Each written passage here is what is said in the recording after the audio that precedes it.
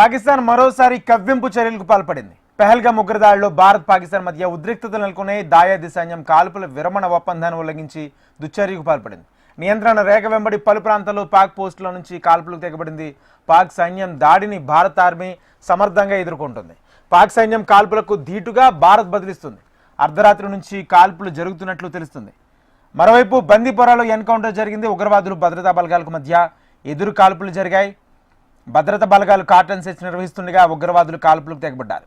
కుల్నార్ బజీపోరా ప్రాంతంలో ఉగ్రవాదులు నక్కినట్లు నిఘా వర్గాల నుంచి సమాచారం రావడంతో భద్రతా సిబ్బంది నిర్బంధ తనిఖీలు చేపట్టారు. ఈ క్రమంలో జవాన్లను చూసిన ముష్కరులు కాల్పులకు తెగబడ్డారు. దీంతో భద్రతా సిబ్బంది ఎదురు కాల్పులకు చేరిపాయి. పెహల్గాం ఘటన నేపథ్యంలో నెలకొన్న ఉద్రిక్త పరిస్థితులు పరిశీలించేందుకు భారత సైన్యాధిపతి జనరల్ ఉపేంద్ర ద్వివేది జమ్మూ కాశ్మీర్లో పర్యటిస్తున్నారు. శ్రీనగర్, ఉదయ్పూర్లోని ద్వివేది పర్యటిస్తున్నారు.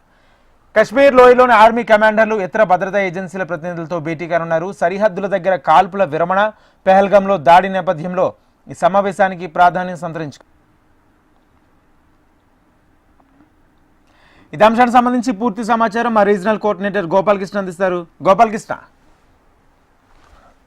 పాకిస్తాన్ ఇండియా మధ్య మరొకసారి వాతావరణం అయితే కనబడుతోంది. ముఖ్యంగా భారత్ అని అటు పాకిస్తాన్ అని తీసుకుంటున్నటువంటి వరుస నిర్ణయాలతో ఏం జరుగుతుంది అనేటువంటి ఒక ఆందోళన అటు అక్కడ పాకిస్తాన్ ప్రజల్లో కావచ్చు, ఇటు భారత్ లోని ప్రజానికంలో కావచ్చు కనబడుతోంది. ముఖ్యంగా పహల్గామ్ ఇష్యూ తర్వాత భారత్ చాలా సీరియస్ గా పాకిస్తాన్ పై ఒక నిర్ణయం అయితే తీసుకుంది.